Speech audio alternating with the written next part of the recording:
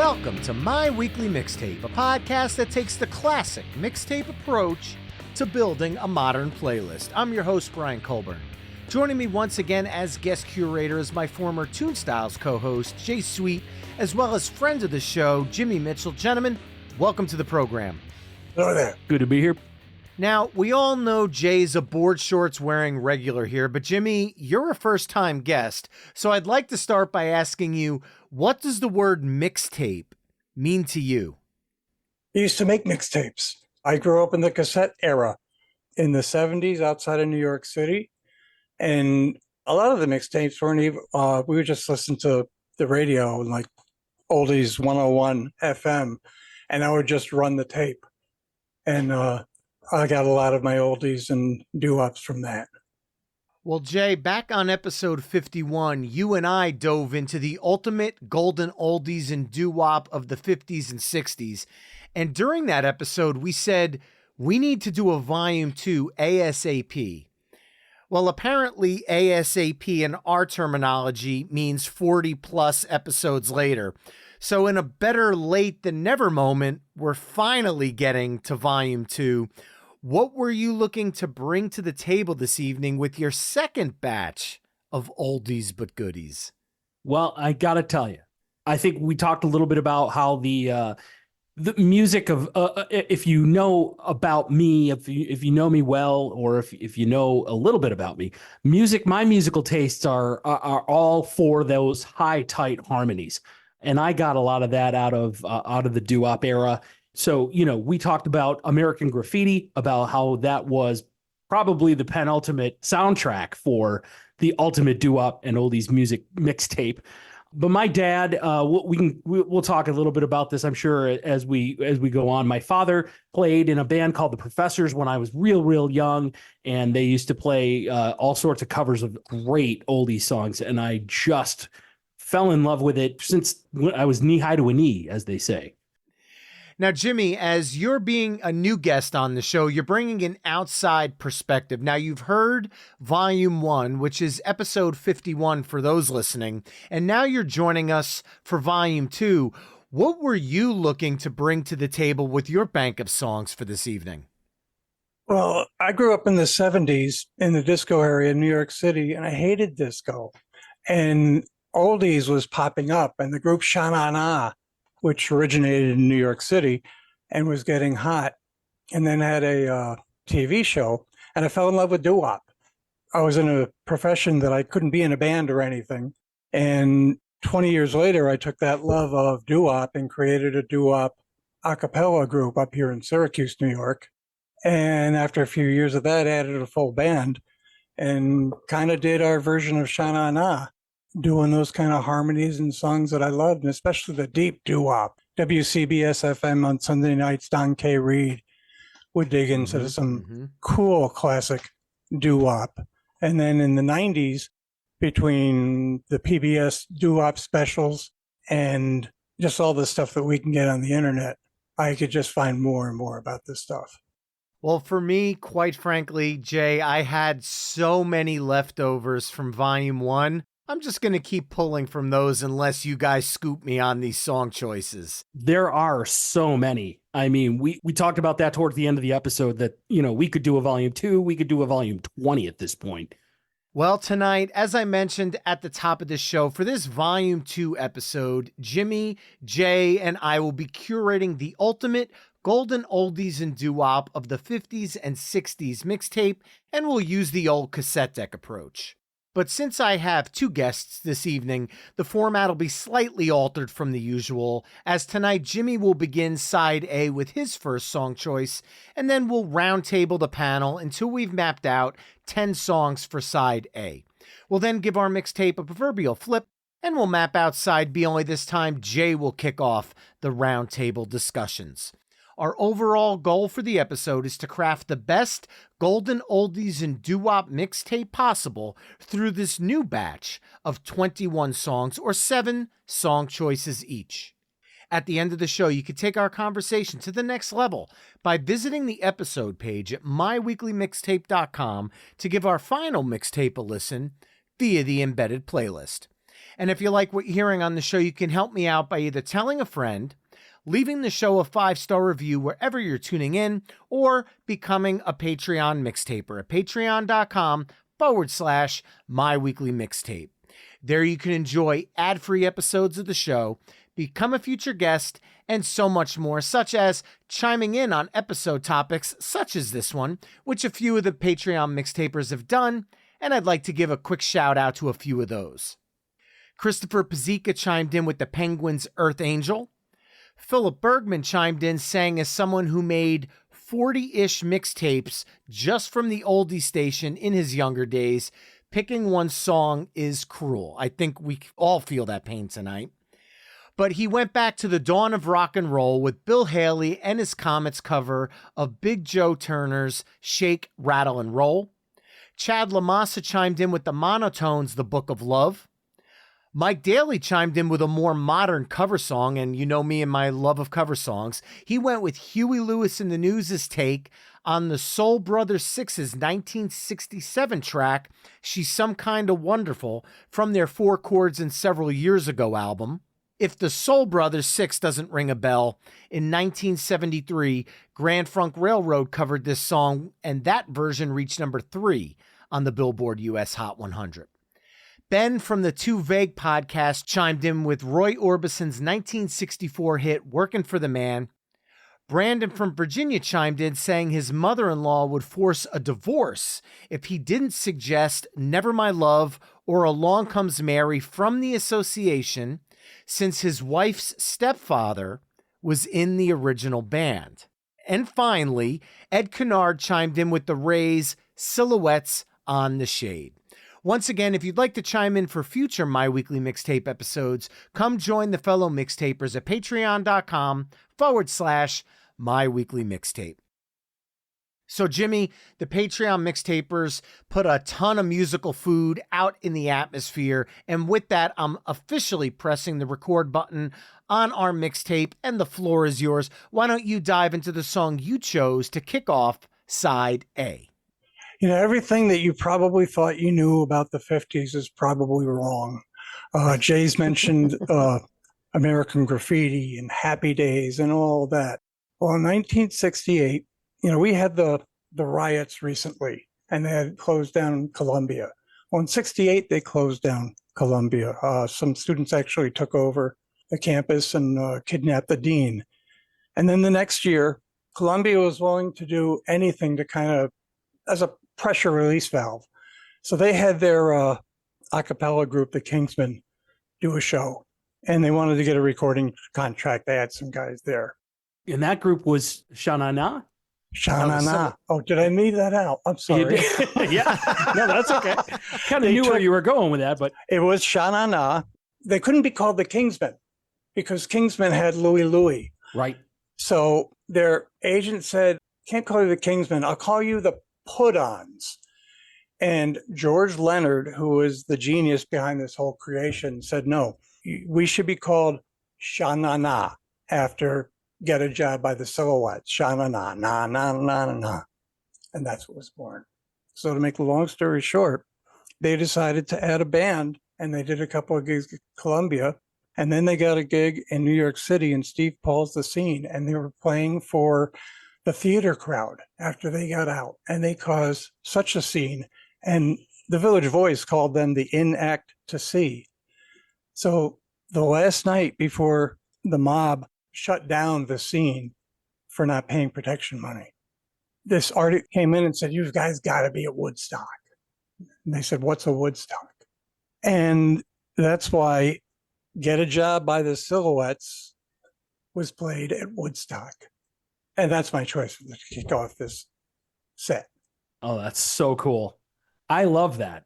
There is so much to say about Sha-Na-Na, and I know you mentioned that at the top of the show that they had their own variety showcase. I believe that they were guests on the Muppet Show, were they not? Mr. Bassman was sung on the Muppet Show, but I don't think Sha-Na-Na was on them. Okay. And I know they were featured prominently in the movie Grease in 1978, which was a lot of these great standards, oldie standards that kind of came out of that. And it's an excellent pick. It's an excellent Get a Job is a great way to start off a mixtape with an oldies vibe because of that great dip, dip, dip, dip, dip, dip, get a job. I love that. I don't have the basso like you do, but it's such a great, it rocks you right into it.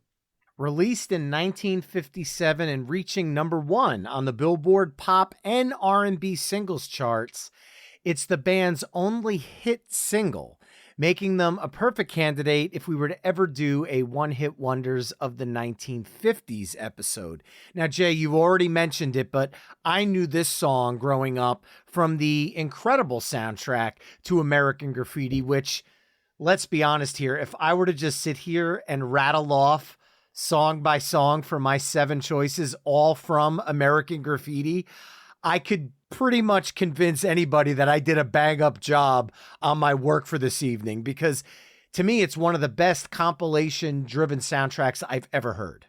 Absolutely. And with that, Jay, you get to follow it up with your first song pick of the evening, track 2. All right. And so I'm going to go off of the Shana Na Road and introducing my introduction to doo-wop at a tender age through the Grease soundtrack.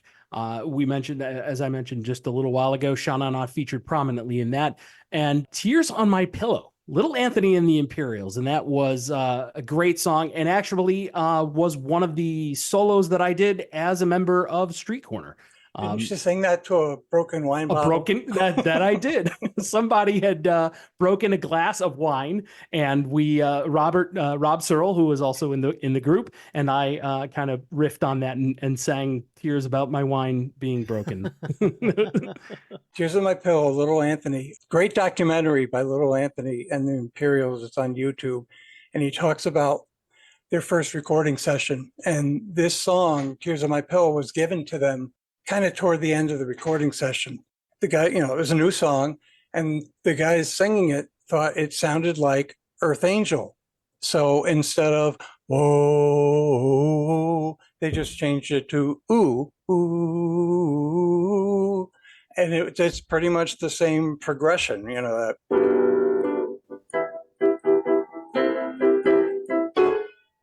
The same song in different key with different words.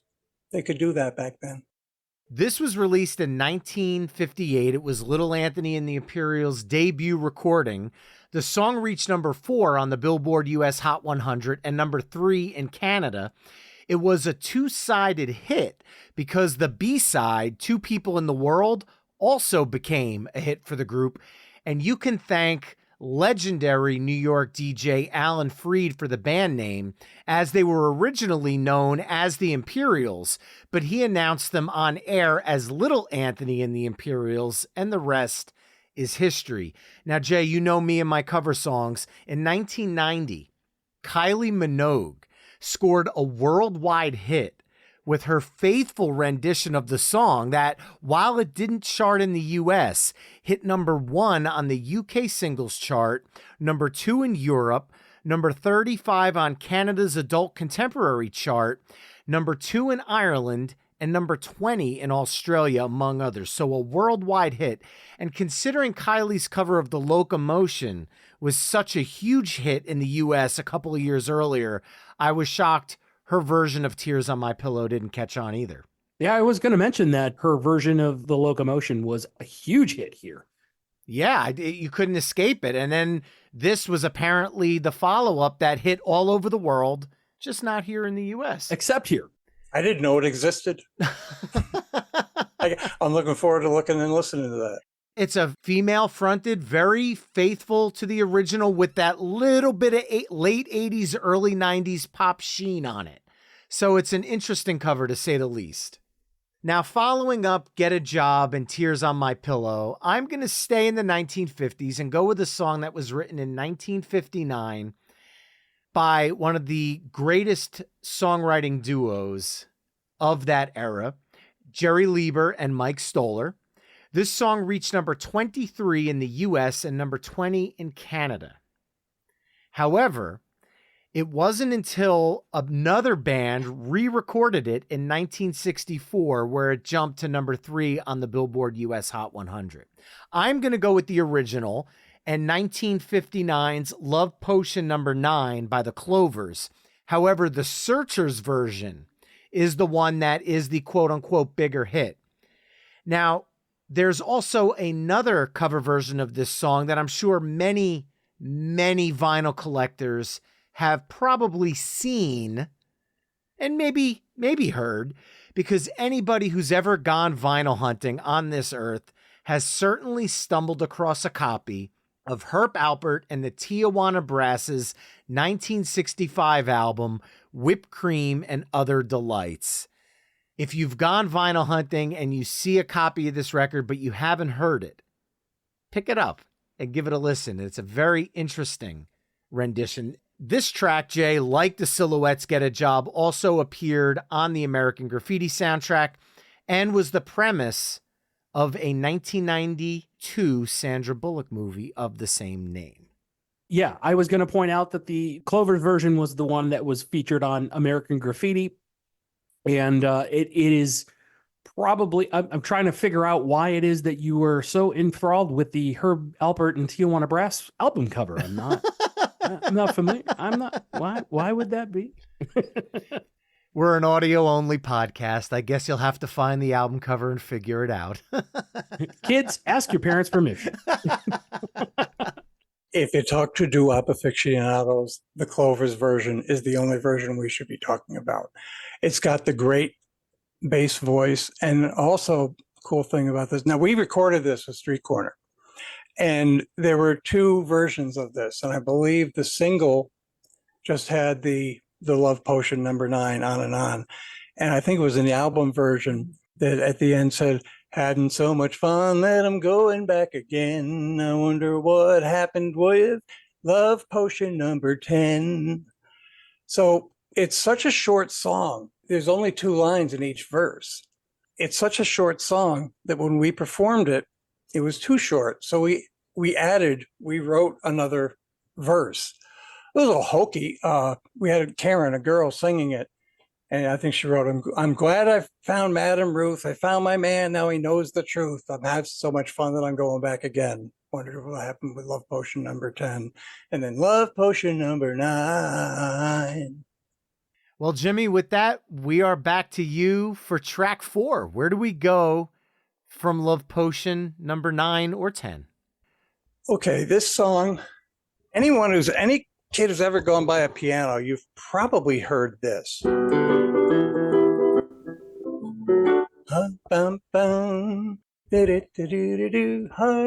that progression goes back to the 30s. Then it became a standard doo-wop progression.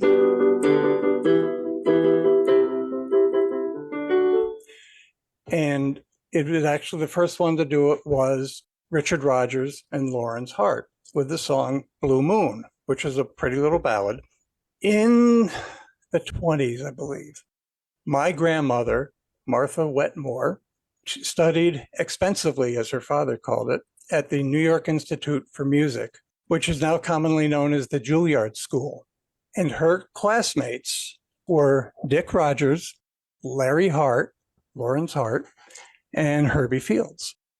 And they were impressed that she wasn't Jewish like they were, that she was female, not male like they were, and that she wasn't from the city. She was from Glens Falls, New York.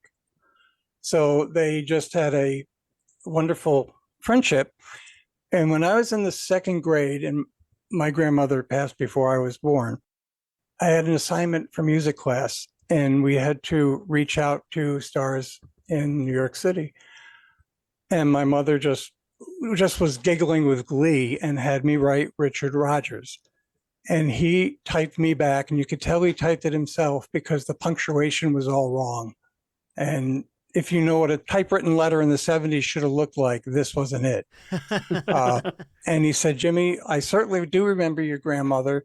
I remember stopping off on an automobile trip in Glens Falls just so we could say hello to her.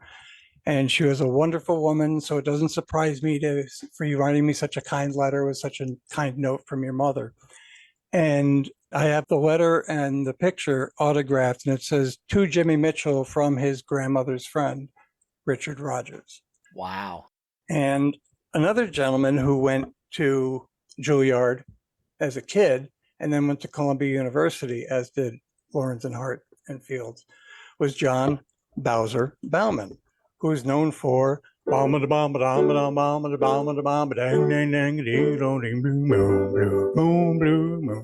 I give you Blue Moon by the Marcels. Amazing. Worlds just colliding all over the place because obviously Richard Rodgers, Dick Rodgers, is half of the infamous Rodgers and Hammerstein, who did whole bunches of really beloved musicals on Broadway. The Sound of Music, made famous, of course, by Julie Andrews, about the Von Trapp family, who focused on singing and those gorgeous tunes, those gorgeous medleys that came out of Austria and in the time of the of World War II, pre-World War II. Glens Falls, which is a place up there called Sandy's, which my old band used to play at after my wife, I should say, had my first daughter, our second daughter. We moved to Albany, and I was playing up there, and we would do a whole bunch of great covers up at Sandy's Clam Bar, and the fried clams were amazing, and enjoyed that thoroughly. But of course, Blue Moon, which was also covered by Sha Na Na in Greece in 1978. They did the more down-tempo version of that, the ballad version. And at the end, famously, one of the boys pulls his pants down, or three of the boys, right? And the spotlights are careening all over the place. And they will find you, and there will be justice meted out for that. The 1961 single reached number 1 on the U.S. Billboard Hot 100, as well as number 1 in Canada, New Zealand, and the UK. It's also featured on the Rock and Roll Hall of Fame's list of 500 songs that shaped rock and roll. I was surprised to learn that Elvis Presley's cover, while it spent 17 weeks on the Billboard US Hot 100, peaked at number 55. So it was there for a long time, but never cracked the top 40. That actually surprised me because I also, having family members that were very big into Elvis growing up, was very familiar with his version as well. This song was also covered by the Mavericks for the soundtrack to the movie Apollo 13, as well as by Rod Stewart with some guy named Eric Clapton for his Stardust, The Great American Songbook Volume 3 album. So Blue Moon, throughout the decades, continues to brighten people's musical lives. And just keep your pants up. Jay, what are you following that up with? All right. So where do we go from the Marcels? Oh, let me go. All right. Let's go back. I mentioned I have been doing audio in some form or another of mixing and creating audio boards and consoles. And then that naturally translated into radio and then television, where I currently reside. But I have been doing audio in some form or another since I could distinguish the difference between bass and treble, which I owe greatly to my father and his band, The Professors. When I was, say 8, maybe 7, I was given a solid gold guitar. And it was not a solid gold guitar. It was a black plastic toy with nylon strings that had solid gold emblazoned on it. And my dad's band used to do a cover of this song, and this was where I figured out how to play guitar. I would sit on the edge of my toy box as my dad's band was rehearsing, The Professors, and I would pluck away at the strings until I could match the pitches.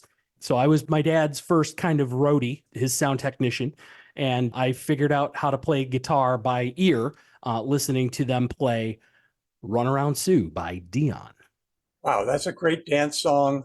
I DJ'd for some time before I had the band and a little bit afterwards, and weddings and events and like that. What a great song to dance. If you want to get the dance floor full, you play Run Around Sue. Always had it in our set list from the a cappella days through the 7 years of the band. I was listening to our last show and we were still singing that song. And as if you're in a band long enough, you get bored with singing a certain song, and we would have different lead vocalists sing the song over the years. But great pick. Dion had left the Belmonts at this point, and their backup group that were singing this was a group called the Del Satins. And I don't think they ever had any hits of their own. I know they tried, but they were a very well-known backup group in studio work, the Del Satins. Our first artist revisit to Volume 1. I won't share what Dion's song made the cut on Volume 1, just in case you haven't heard that episode yet. But if you want to check it out, myweeklymixtape.com, episode 51. The 1961 single that reached number 1 on the Billboard US Hot 100, as well as in the UK, Canada, and New Zealand. It also reached number 2 in Australia. I get to do another movie reference here, Jay. Normally, I'm not a big movies guy, but the 1980s had a lot of movies that looked back to the 1950s for their soundtracks. And one of those was one of my favorite 1980s comedies when I was in high school and in college, The Hollywood Knights, starring Robert Wool, Tony Danza, Fran Drescher, and Michelle Pfeiffer. You might recall the song being performed in the movie, and that was actually a cover done by Casablanca recording artists Brooklyn Dreams. Yes, that's the same Casablanca Records that has Kiss. I just wanted an excuse to talk about Hollywood Nights because that movie is absolutely hysterical. And with that, I'm going to use that movie to dive into my next song pick, which is from another movie. I was introduced to this next song via another 1980 soundtrack, and this soundtrack came out in 1986. And the reason I knew this song and I learned about it was because Jerry O'Connell, the actor, was completely out of breath, saying, guys, let me catch my breath. I ran all the way from my house. And River Phoenix, Will Wheaton, and Corey Feldman broke into the Impalas' 1959 hit, Sorry, I Ran All the Way Home. Reached number 2 on the US pop chart and number 28 on the UK singles chart.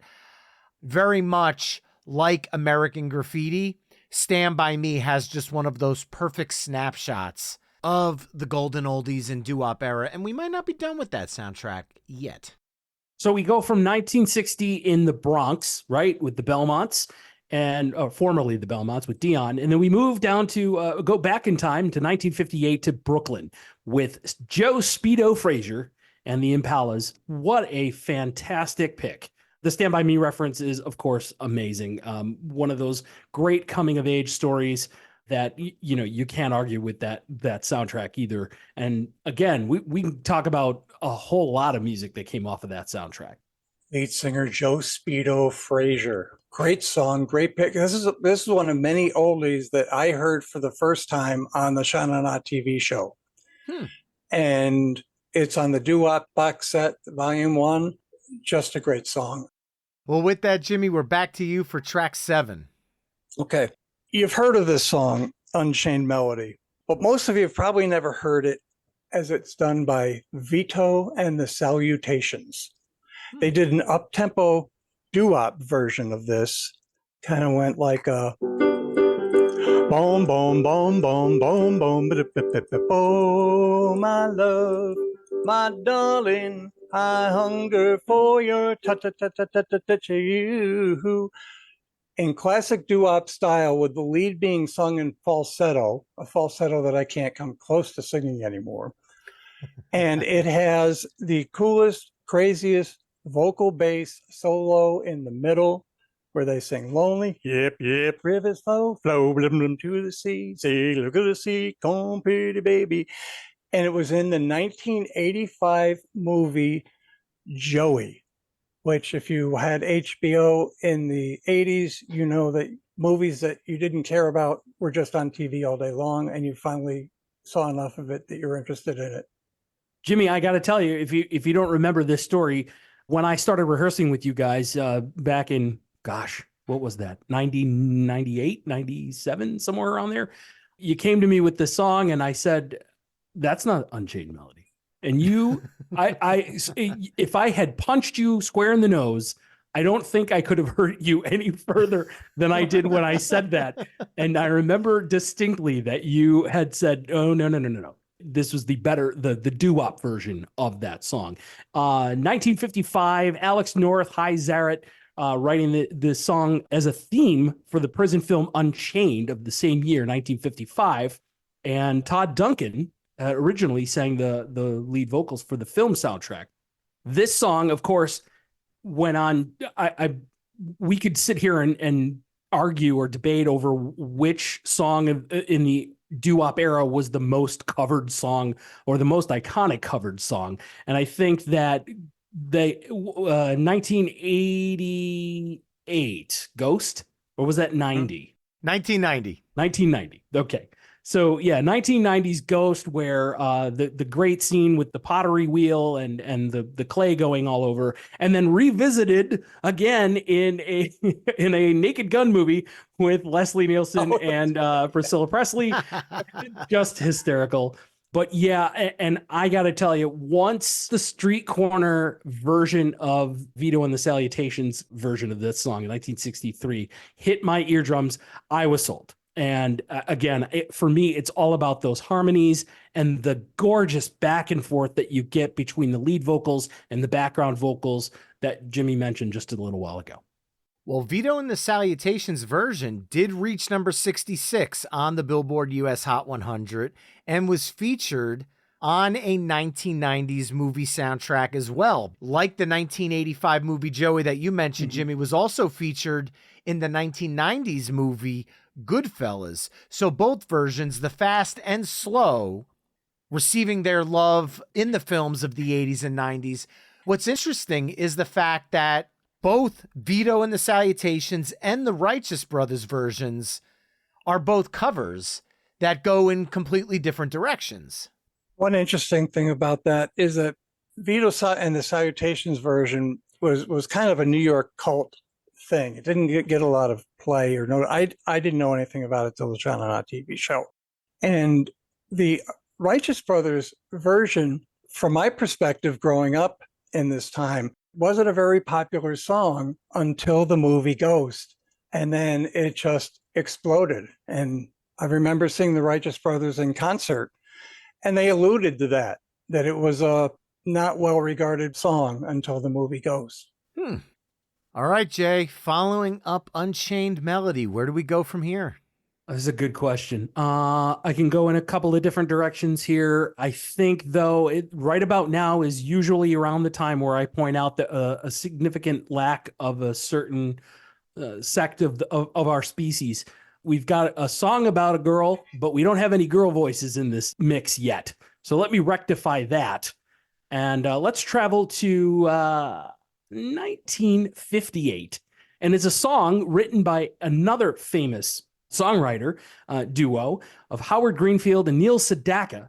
And it is a huge hit for Connie Francis, Stupid Cupid. I love the pick. There's another Connie Francis song that I like, Lipstick on Your Collar. Street Corner, we performed both of those songs back to back, and I always thought Lipstick was the better song. But the audience didn't think so. And Stupid Cupid, we ended up dropping Lipstick on Your Collar and just doing Stupid Cupid for a while.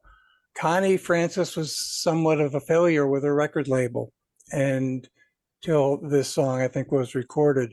And then she just had hit after hit after hit and recorded in multi-languages. Great song for her. Great song choice, Jay. Reached number 14 on the Billboard US Hot 100. And Jay, I don't know about you, but growing up with a daughter who loved the Princess Diaries movies in the 2000s, I actually remember Mandy Moore's cover being used in the movie. Oh my gosh, I had forgotten that Mandy Moore had a cover of that. No, Yes. And now that you mention it, because so there's a story right there, Brian. You remember we were working at Westwood in early 2001, and Mandy Moore had come into the studio and was plugging that very vehicle. Very much so, yes. Well, following up Stupid Cupid, I'm going to go with, man, I feel like I'm channeling some Gomez tonight from Playlist Wars days, because when I talked about the Impalas before being used in the movie Stand By Me, believe it or not, Sorry I Ran All the Way Home, while used in the movie for the joke like I talked about, wasn't on the actual soundtrack itself. And I want to use this point to actually pull a song directly from that soundtrack, because I really genuinely loved that entire soundtrack. And this one The second time this evening, I'm going with this songwriting duo. It's again a Jerry Lieber and Mike Stoller song, originally written in 1958. And I'm going to go with the Coasters' Yakety Yak. Don't talk back. Oh, It topped the U.S. R&B charts for 7 weeks and the top 100 pop list for 1 week. In 1999, the original recording was inducted into the Grammy Hall of Fame, and the saxophone solo in the song, which was performed by the legendary King Curtis, inspired the 1963 Boots Randolph song Yakety Sax, which then Chet Atkins reimagined as Yakety Axe as a solo artist, and then decades later as a duo with Mark Knopfler. And if you're a fan of that song and that duet, I highly suggest looking up the Song Dive episode of Mark Knopfler's Guitar Heroes Going Home, as Guy Fletcher from Dire Straits tells the entire story about that duo working together. And it's an incredible story that I highly recommend you check out. It's over on myweeklymixtape.com. And in 1988, if you want to really dive deep into that cover song rabbit hole, the Two Live Crew performed a version of the song for the Twins soundtrack, as well as Arnold Schwarzenegger while he was on the plane in the movie. I'll leave it up to you to decide which version you like more, the Two Live Crew or Arnold Schwarzenegger. But regardless, Yakety Yak by the Coasters, all-time classic. You mentioned, so Yakety Sax obviously becoming the theme music for the Benny Hill show, which was a huge show over across the pond, as they say, in merry old England. And that was a favorite of my dad's when we were really, really young. And we were having sexy parties, Brian. It was a lot of fun watching them chase the girls around the car as the Yakety Sax played. Atco Records, of course, being a huge label for this time period. You can't throw a rock without hitting. I think you're going to come to find this out. You can't throw a rock without hitting a Lieber and Stoller tune. They were prolific right up through the 70s, if I'm not mistaken. And this song is just an incredible song. You scooped me. I actually had Along Came Jones, which is a Coasters tune. My uncle had this 8-tracks. Kids, 8-tracks used to be these little they were like plastic carts, but they had thicker tape. And my uncles had a bunch of these novelty 8-tracks. And I was introduced to a whole group of great songs like Ray Stevens' The Streak, and Along Came Jones was on that, Nervous Norvis, a whole bunch of different songs that also turned into my love for Dr. Demento, which is a whole nother show that we could get into another time. But yeah, you cannot go wrong with the Coasters. Anything by the Coasters is well received here. Coasters, what a great pick. They also did Charlie Brown. Yep. A lot of hits. Searching, Yin Yang, the Little Egypt. They fluid membership in this group, kind of like Street Corner, and probably any band. Did you know, I heard on your last episode of the Oldies, you talked about Smokey Joe's Cafe. Mm-hmm. Well, that song was sung by the Robins, which were two members of the Coasters. Carl Gardner and Billy Guy moved to New York, and the other guys in the Robins didn't want to move, and they became the Coasters, theoretically, because they went from East Coast to or West Coast to East Coast. Also there's the Coasters, the Drifters, the Platters. A lot of these groups were imitated and sold as the real group, and they had no relation to these people. And Bowser, John Bauman, testified to Congress, and they actually made into law, passed the bill in the Truth in Music Act, that you have to have had an actual person or somebody had something to do with that group at that time. That bill's kind of gone by the wayside because they've all passed on, and some of those phony groups are probably still out there. Oh yeah, you get that all the time. And prior to that law being signed in, that you got a lot of groups who were kicking around and would fall apart and reform again. I think the Detroit Spinners, for example, were eventually morphed into the Spinners, and you went for some doo-wop stuff that the Detroit Spinners used to do to Working My Way Back to You cover in the 70s and the early 80s, where they, it was a completely different sound for them. Well, Jimmy, you kicked off side A, but the way our roundtable is working, you get to close it as well. What are we closing out side A with? I'm going to go Shaboom, Life Could Be a Dream. Now, this is an early doo-wop song by the R&B vocal group, the Chords. Please don't confuse it with the exact same song done by the Cooke. This song was written by a bunch of guys in '54 in New York City. And the origins, there's a really cool YouTube video of this. Boom was slang. And they'd say, come across Jay in the street, hey, Jay, boom. Hey, Brian, how you doing? Boom. And shaboom was kind of like a bomb. Shh, boom. And then, nadi ding dong, lang, lang, lang. There were a lot of churches on the street. And they were always going ding dong, lang, lang, lang, lang, lang. And then the words, whoa, whoa, bip, fa-doo-ba-doo-ba-dip. Bip was an uncle of one of the singers.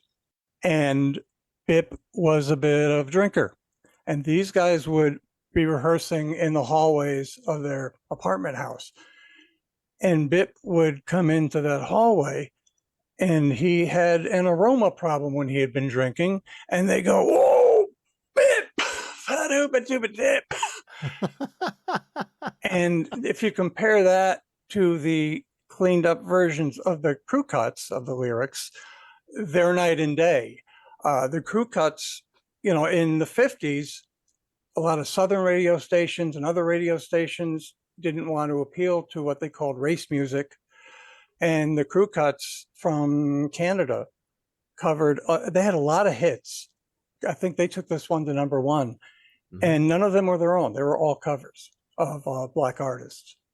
This song, for me, it serves so many memories because of one of my favorite shows that I've ever performed. And I think I may have mentioned it a few times on the various podcasts that you and I have done, Brian, is Forever Plaid, which featured a quick vignette where one of the members of the Plaids, the four Plaids, starts singing about talking about the jukebox that was in the diner that his parents used to run when he was a child, and they give him the guys would come by and replace the 45s, and they would hand them down to this character, and he puts the 45 record up to his mouth and starts singing Shaboom by the Crew Cuts, and his lips get stuck in the little 45 hole in it. It's very funny. It was a great sight gag, and we had a really, really great time with that. But of course, the Crew Cuts version has been all over pop culture, most notably in Back to the Future. And it's considered the first doo-wop song to reach the top 10 on the pop charts. Now, this is what I was talking about earlier, because the Crew Cuts version did hit number one, like Jimmy mentioned earlier, in the same year. Can you imagine in 2024 if a song by, I don't know, Dua Lipa was just covered by Ava Max about a month or two later? That's something that happened in the 50s all the time. A song would get released and then another band would release it. And then, and there's sometimes 3, 4, 5 versions of a song out there. As a song itself, Rolling Stone ranked it number 215 on its 500 best songs of all time. And along with Back to the Future, Jay, the song was also featured in Clue, Roadhouse, and for the parents that are our age, Jay, the 2006 Pixar/Disney classic Cars. If you consider it a classic or not, that's here nor there. But this song... Yeah, I was going to say, I figured you would with a son that probably watched it all the time. I've seen it way too many times, even with 2 girls in the house. But this song, again, just transcended bands, decades. It's just an absolute classic. And what a great way to conclude side A of our Golden Oldies and Doo-Wop mixtape, which kicked off with the Silhouettes, Get a Job, Little Anthony and the Imperials, Tears on My Pillow, the Clovers, Love Potion number 9, the Marcels, Blue Moon, Dion's Run Around Sue, the Impalas, Sorry, I Ran All the Way Home, Vito and the Salutations, Unchained Melody, Connie Francis's Stupid Cupid, the Coasters, Yakety Yak, and the Chords, Shaboom. Head over to myweeklymixtape.com to hear all the songs we've discussed in this mix through the playlist embedded on the episode page. Now, Jay, I'm flipping this 45 over to side B, if you want to call it a 45, because that's what a lot of these songs were back in the 50s and 60s. What are you serving up for us for track 1? Oh, what a great segue right there. I do want to say it's very interesting that you use the term serving up and kind of referencing the buffet or the feast that we are currently engaged in here. A lot of, so again, in high school and early in my college years, before I'd gotten hooked up at the radio station, I was helping my family friends manage the Heroes and Legends Cafe at the Great New York State Fairgrounds. And we would, and that was a place that my grandmother's, my grandmother's friend's son bought Nieces, and nephews, managed. uncles, cousins, former roommate. Yes. But he bought this part of or leased this part of the Center of Progress building at the Great New York State Fair and turned this into a 50s and 60s themed diner with the bright pink and baby blue lights, and the floor tiles were marble with the black and the white checker pattern. It was a great little throwback. And on the Muzak system, which I don't think is called Muzak anymore, they used to run a whole lot of these doo-wop, these great doo-wop songs. And I got to really every night would just, while I'm sweeping the floors like Goldie in the Back to the Future, I'm going to be mayor someday. We would sing along into the broom handles, and the customers would just love it. We had a great time with that. And one of my favorite songs that would ever play on the system was One Summer Night by the Danleers. Wow. It's been a while since I've sung on a podcast, period. Boom, boom, boom, boom. Nice. It's almost like blow harmony, which is a real thing. It's not dirty. It's just singing while you're expelling air. Who's the group that did that a lot? The Moon Glows. Oh, oh, oh. But yeah, the Danleers, One Summer Night. What a great song. Just kind of in 58, one of those songs that you would fall in love with on the radio as you're watching the submarine races with your girl. I didn't do that in 58. I was born in 59, but I've heard about it. Reached number 4 on the then Billboard US Black Singles Chart and number 7 on the US Best-Selling Pop Singles Chart. While the song sold over 1 million copies, it was, for the second time tonight, this band's only hit, a one-hit wonder. Although in 1961, the Diamonds covered the song, and that version went on to reach number 22 on the US Billboard Hot 100. Once again, songs just getting reused and recycled and reshuffled through. They're like, well, this was a hit 3 years ago. Let's make it a hit again. And it really, they didn't waste any time with turnaround. They just kept recycling these songs. And if it was a hit once, there was a good chance it was going to be a hit a second time. And I'm going to use that as my reasoning for my next pick, because this song was a top 10 hit on the Billboard US charts twice. The first time in 1961, it reached number 4 on the Billboard US Hot 100, number 27 on the UK singles chart, and number 16 in Canada. Then, the end of 1986 and the beginning of 1987, because of the movie soundtrack of the same name that I've already mentioned twice tonight, I don't care, it went back and reached number 9 on the US Billboard Hot 100 and was a top 10 hit in 8 countries, including West Germany, Austria, Norway, Sweden, and Switzerland. And it also hit number 1 on the UK singles chart, as well as in Ireland and Canada. I'm going with Ben E. King's Stand By Me. Third time, I'm going back to the Lieber and Stoller well. However, this time, they wrote under the pseudonym Emo Glick. So I guess you could put an asterisk on that one for me. Now, Jay, you talked about a lot of covers of songs happening.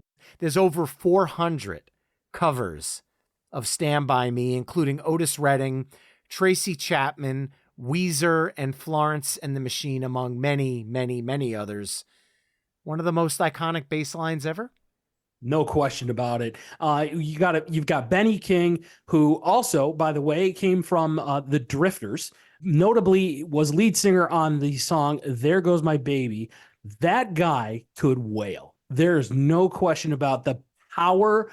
When you talk about rhythm and blues, Benny King, if he is not part of that conversation, you have a missed opportunity there for sure.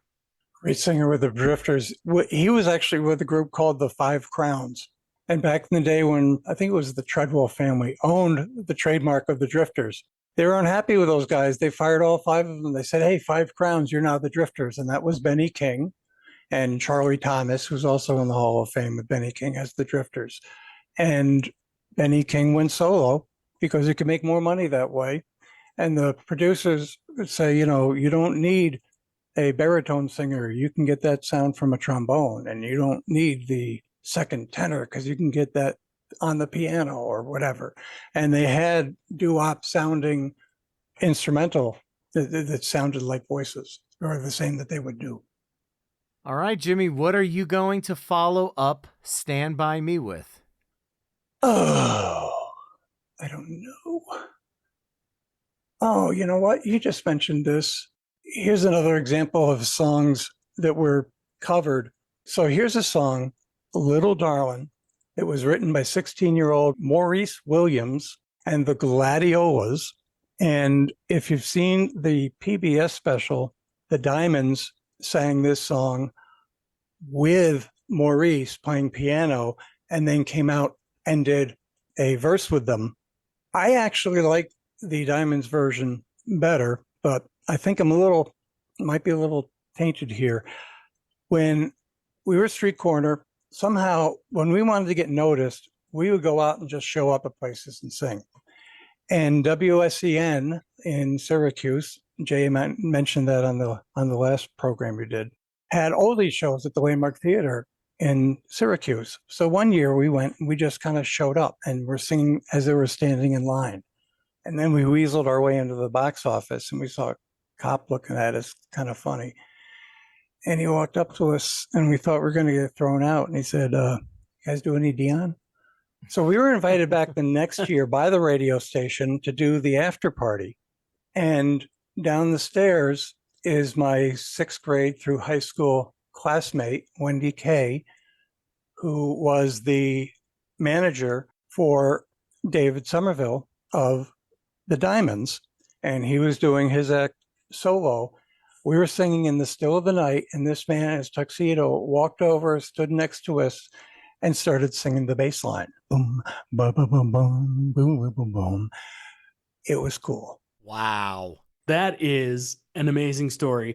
You mentioned Maurice Williams, who went on to be with the Zodiacs as well and featured in the Dirty Dancing soundtrack. And Little Darlin', what a fun song with the percussion and the vocalizations of the yeah. It was so much fun to listen to this stuff.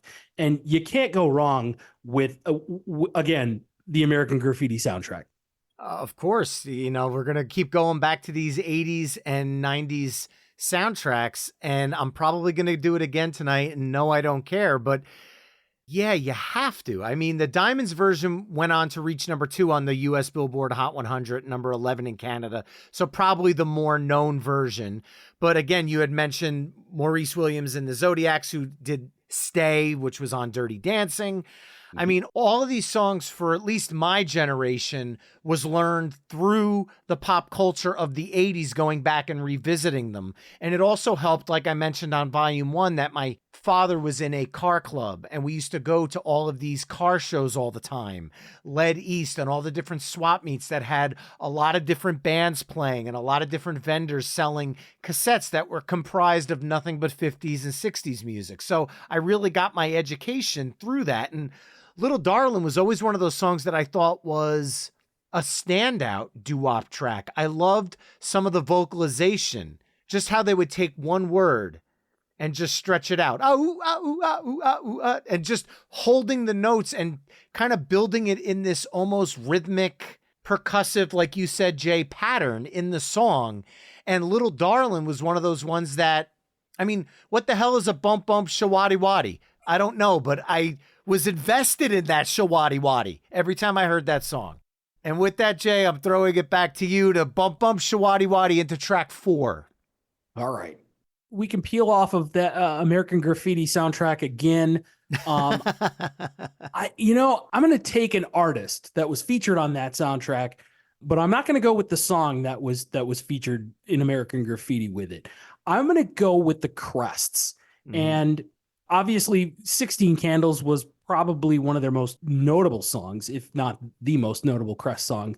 Immediate flashbacks to my sophomore year or freshman year of high school, where this girl that I absolutely had the worst crush on ever was turning 16 that year. And I called her up and played 16 Candles over the phone for her birthday.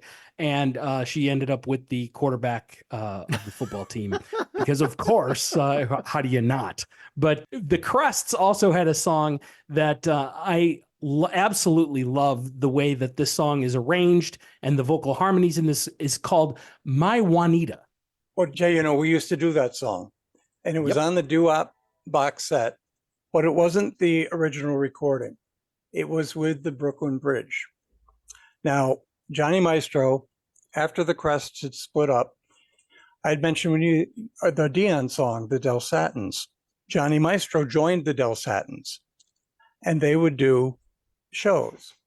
And in 68, his manager, Betty Sperber, she did like a Battle of the Bands thing.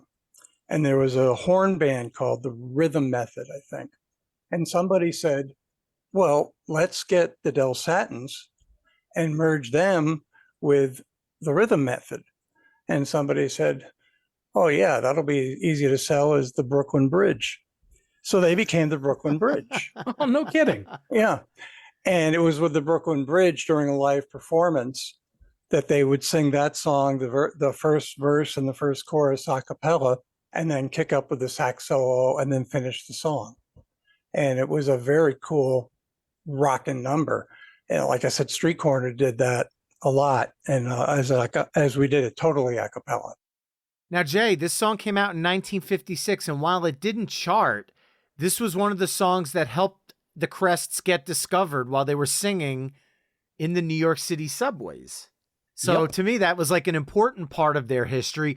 I'm surprised you didn't go with 16 Candles, because there would have been another movie reference, regardless if it was on the soundtrack or not, because who can forget the John Hughes classic from the 80s? And then while we're talking cover songs, obviously the Stray Cats cover of the song from that original soundtrack. But musically, coming out of Little Darlin', My Juanita makes perfect sense here.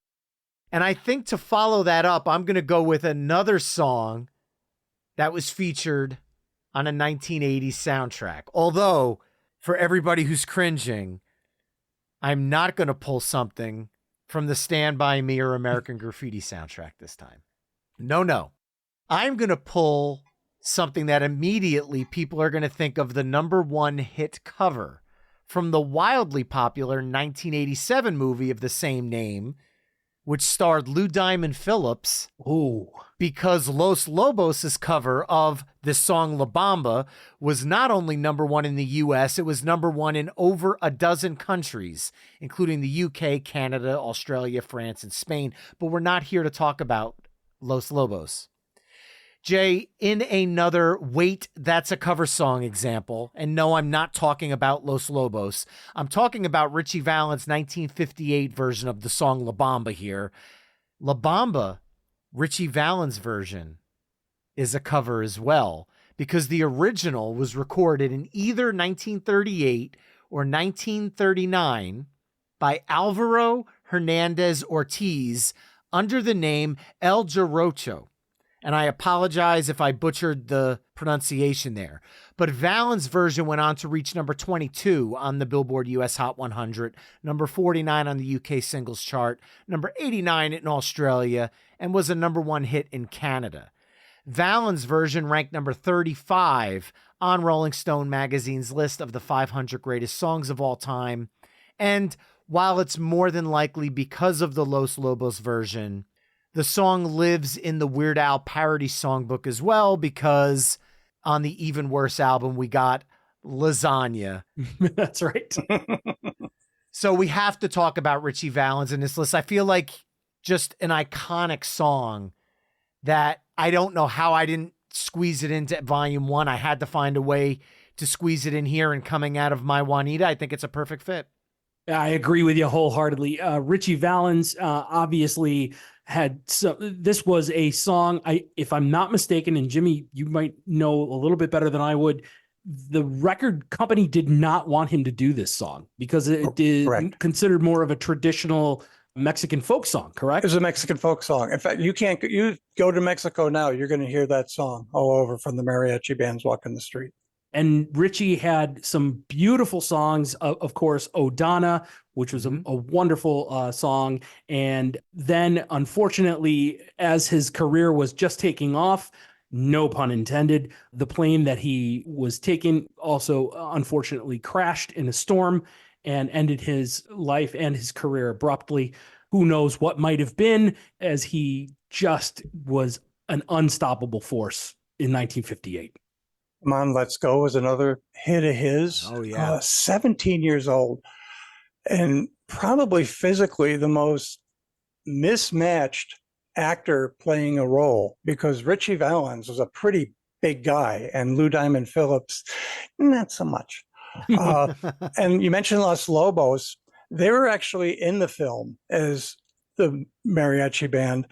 And I believe that they recorded the song for the movie because they couldn't get a quality from the original 57 cut of Ritchie Valens. I don't know if it was 57, but the original cut wasn't good enough. So Los Lobos remade it. And that's why it was very faithful to the Ritchie Valens version for that reason.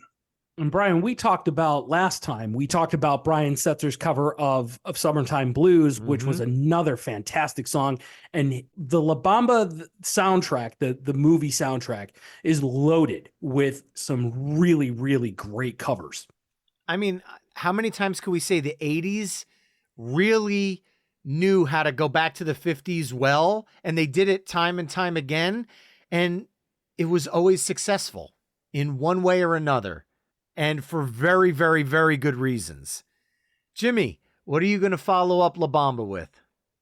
I'm tempted to go Buddy Holly, but I'm going to fight it off. I was also tempted to go Brooklyn Bridge, but I think that would violate some rules.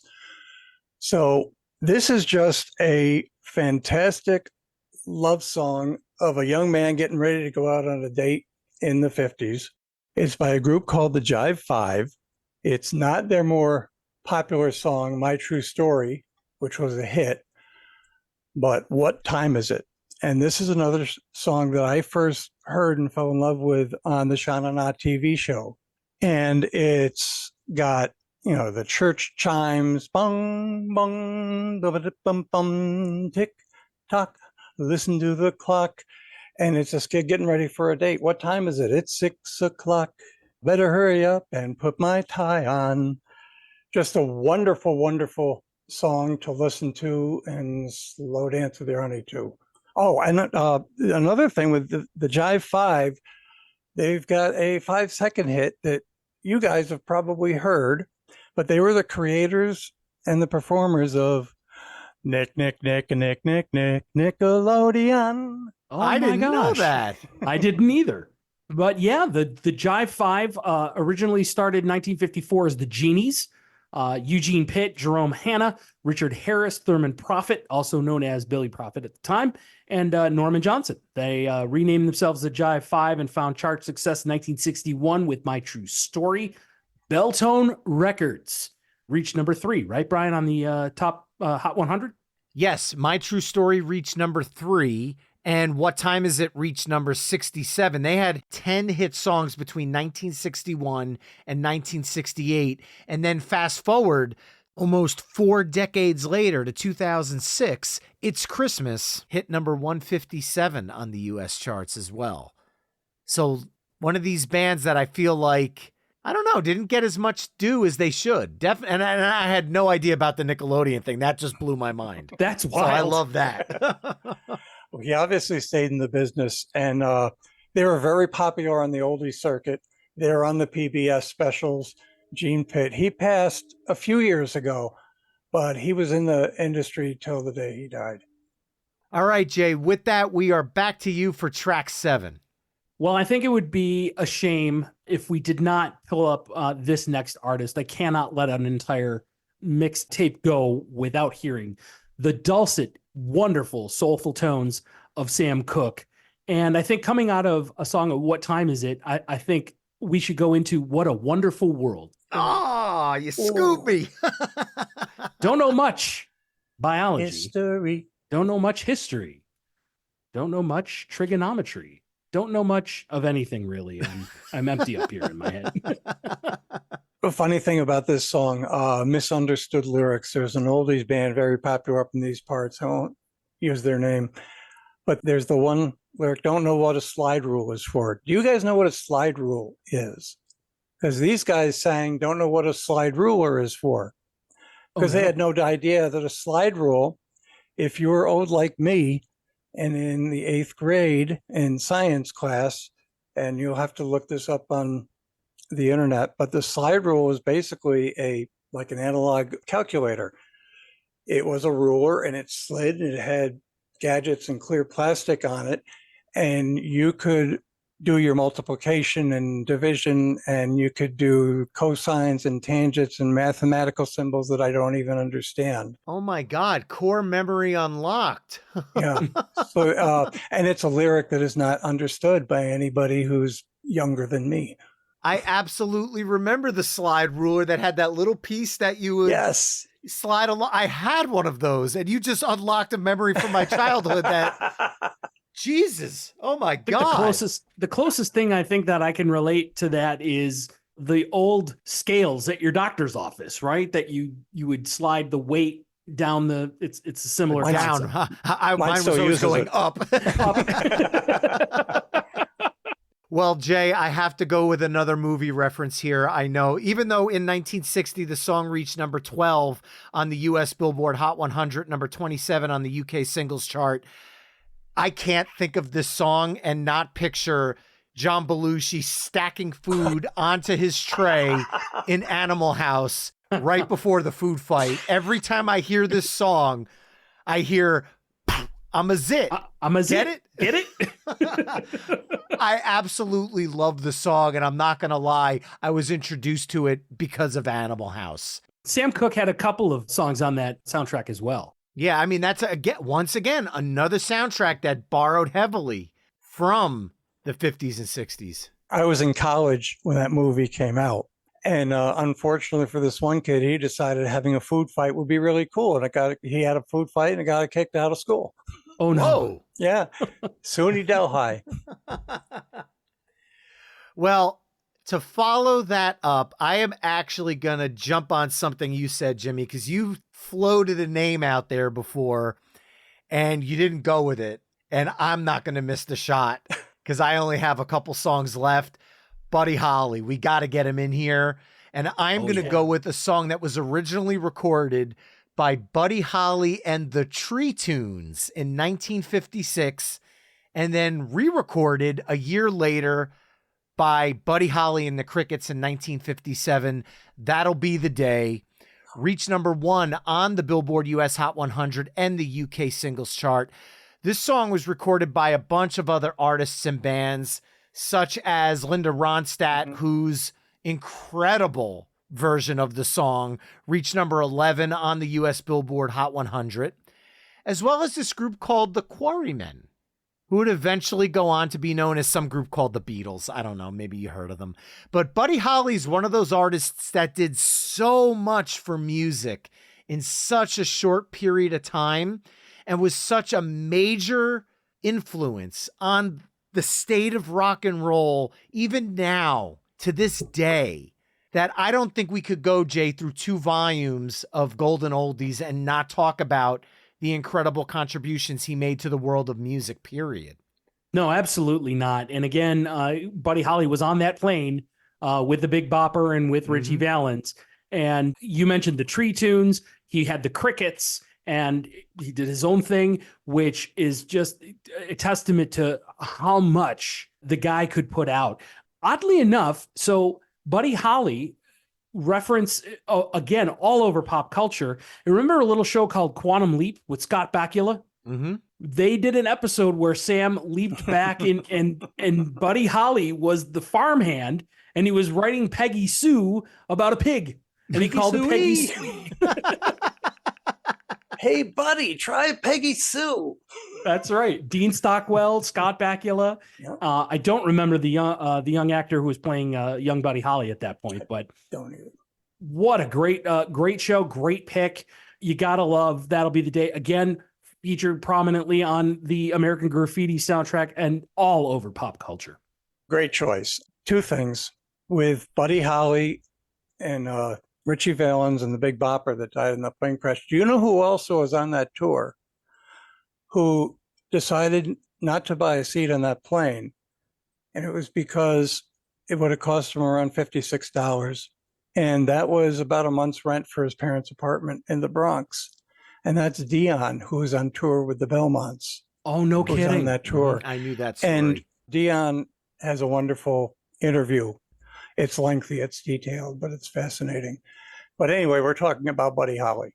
He was a soul of rock and roll, and he wrote so many songs, great hits. Who knows what he would have done had he lived? For sure. That was a great choice.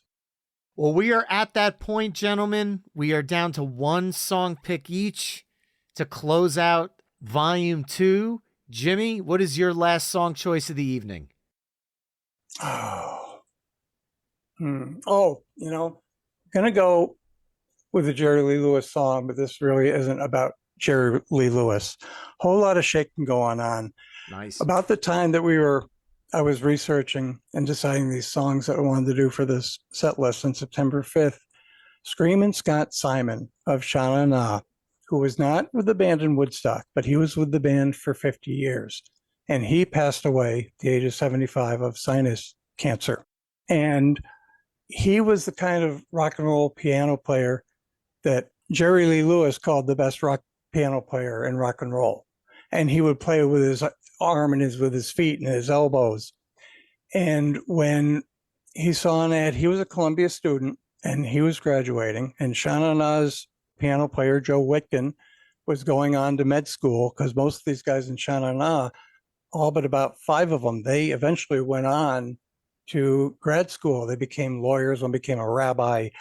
They were theologians, they were professors. And some of these guys, John Bowser joined the band because he was going into music as a career. And Scott Simon played a whole lot of shaking going on with the rest of the band. And he just blew those guys away. He became a managing partner with them. He took care of all the details on the road. And the Sha Na Na fans, there's maybe, oh God, there's got to be 7 or 8 dozen of us. But, this is how important it is. He had his obituary in the New York Times. Wow. And I mean, when you talk about that boogie woogie rock pianists, the conversation it's almost like a niche. You've got your Jerry Lee Lewis, you got your Screamin' Scott Simons, and it invokes a whole genre of emotion, if you will. And I'll tell you, Jerry Lee Lewis, for the controversy and all of the behind the scenes stuff that was going on, I remember reading a book that a good friend of mine had recommended, eons ago, but it was about a rockabilly musician who could just bang out on that piano, kind of a cross between Elvis and a Jerry Lee Lewis. And when you read the descriptions and you can hear Jerry Lee playing in the background and making the piano sing. It's an amazing pick. Love the story behind that. Excellent, Jimmy. Excellent. Originally recorded in 1955 by Big Mabel, the Killers version. No, not the Killers like the band now. Jerry Lee Lewis, the Killer. Jerry Lee Lewis was the Killer. Yes, 1957. His version reached number 3 on the U.S. Billboard Hot 100 as well as, and I think this part's extremely important and interesting here, it reached number 1 on both the R&B as well as country charts. Sun Records we're talking about here.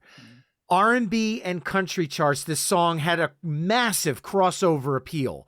I mean, that is literally 2 completely different musical demographics, straight to number 1. It also hit number 8 on the UK singles chart. And in 1999, the song was inducted into the Grammy Hall of Fame. And in 2004, Rolling Stone ranked it the 61st greatest song of all time.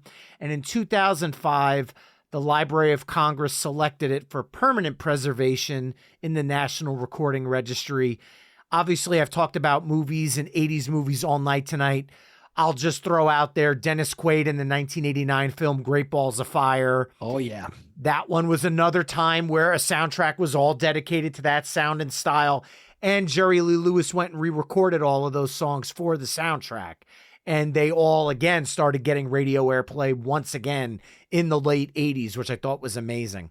You know that Jerry Lee Lewis had a famous cousin who's also a piano player, more of a country guy, Mickey Gilley. Really? Really? No kidding. Yeah. I didn't know the relation. Look it on YouTube. There's some talk of that and them playing together. Wow. And Mickey Gilley was on the Shoutouts TV show. Oh. Well, Mr. Sweet, it's your All last right. pick of the night. All right, let's keep this piano rock going.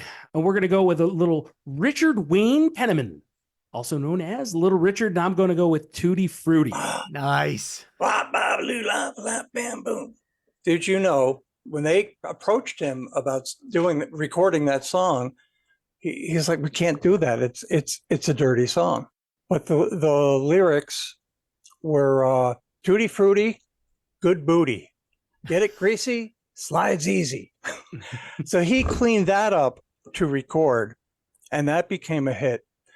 And then it was ultimately, this is the mid 50s, late 50s we're talking about, the homogenization of rock and roll. It was done by Pat Boone, who cleaned up the lyrics even more. And there's a TV appearance on YouTube where he's wearing his sport coat slung over his shoulder so he could look cool. Song was inducted into the Grammy Hall of Fame in 1998, and Rolling Stone magazine declared the refrain, and I quote, the most inspired rock lyrics ever recorded. In 2007, Mojo ranked Tutti Frutti number 1 on the top 100 records that changed the world, calling the song the sound of the birth of rock and roll. And since I'm Mr. Movie Phone tonight, I'm going to go with a real deep, terrible pick here. And if you know this movie, you're going to either cheer with me or cringe with me. 1988's Hot to Trot with Bobcat Goldthwait and John Candy as the voice of Don the Talking Horse. Brian, there's another actor in there that brings this full circle. John Jaco Marcelino of Sha Na Na was one with Dabney Coleman, one of the bad guys, trying to get this horse. Wow. So you both know the movie too. Only because of Jaco. All right, Brian, bring us home. I'm going to bring us home now, and I'm going to go with, guess what? Another 1980s movie reference. Because, Jay, we went through Volume 1, and we've gotten all the way through Volume 2, and we haven't talked any Chuck Berry. So, written and recorded by Chuck Berry in 1958, although you might have to credit his cousin Marvin for the assist. See if you get that reference. Believe it or not. Marvin Berry. And the Johnny Starlighters. B. Good. Believe it or not, this song only reached number 8 on the U.S. Billboard Hot 100 and was not a number 1 hit for Chuck Berry. And it ranked higher, number 7 to be exact, on Rolling Stone's list of the 500 greatest songs of all time. So I guess that more than made up with it. But for our generation, Marty McFly, like you said, Jimmy, and the Starlighters covered the song on the 1985 Back to the Future soundtrack. And then in 1988, Jay, we're going to raise up our metal horns for this one. Judas Priest famously, or infamously, depending on how you want to look at it, covered the song as the title track to the movie of the same name, as well as their Ram It Down LP. Do you remember Judas Priest's cover of Johnny Be Good? I don't, but I'm going to go back and listen to it now. It opens up with a Rob Halford scream that will send shivers down your spine. It is not the Johnny Be Good you are familiar with. So much so that it came on shuffle in the car, and Katie, my wife, turned to me and she goes, "The hell are you listening to?"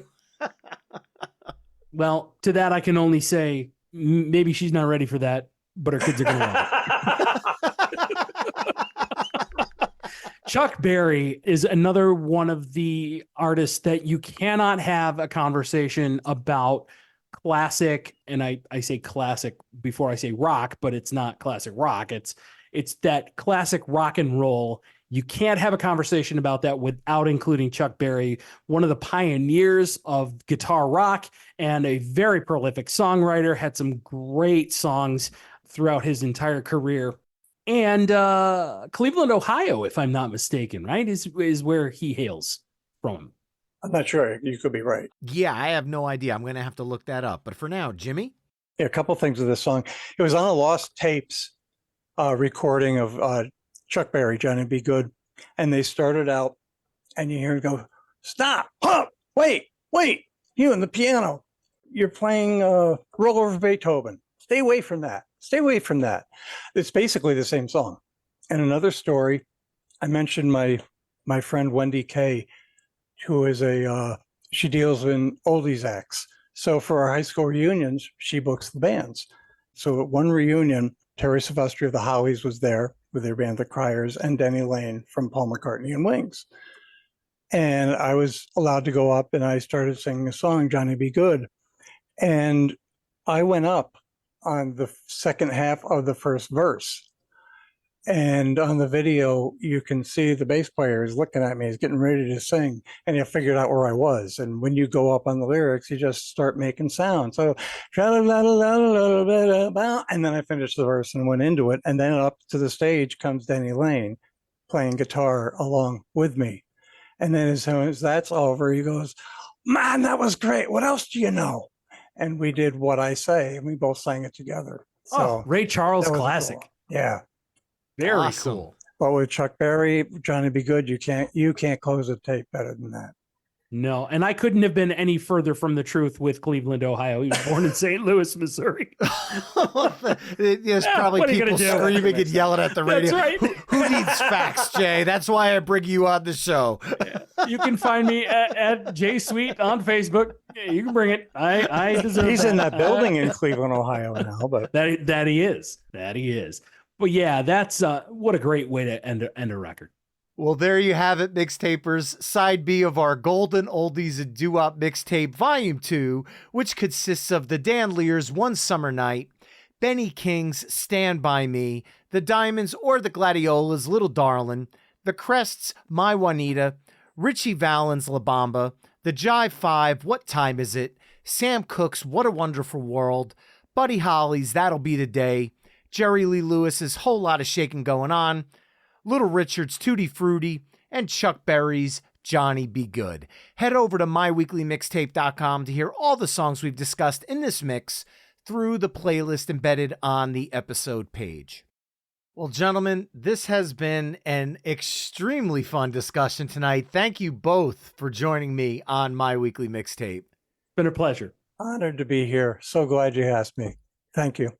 And remember, listeners, you can find My Weekly Mixtape on almost all the social media haunts at My Weekly Mixtape. You can also head to myweeklymixtape.com to check out the full catalog of My Weekly Mixtape episodes. And if you like what you're hearing on the show, you can help me out by either telling a friend, leaving the show a 5-star review wherever you're tuning in, or becoming a Patreon mixtaper at patreon.com/My Weekly Mixtape.